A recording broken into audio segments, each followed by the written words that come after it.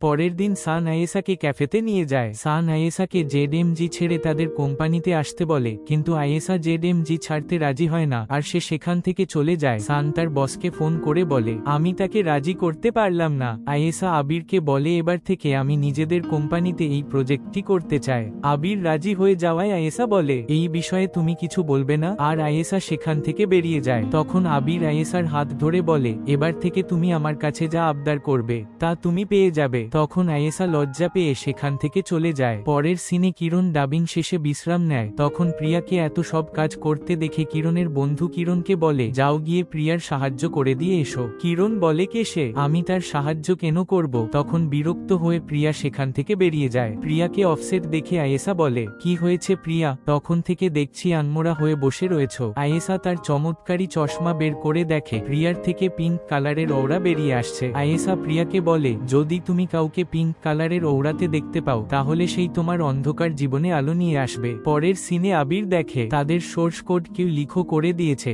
আবির অনেক ভয় পেয়ে যায়। আবির একটি মিটিং ডেকে বলে, আজ আমাদের প্রজেক্টটি রিলিজ করার দিন, কিন্তু সোর্স কোড লিখো হওয়াতে যে কোনো সময় ভাইরাস চলে আসতে পারে। কিছু করেই হোক না কেন আজ রাত 12টার মধ্যে সেটা রিলিজ করতেই হবে।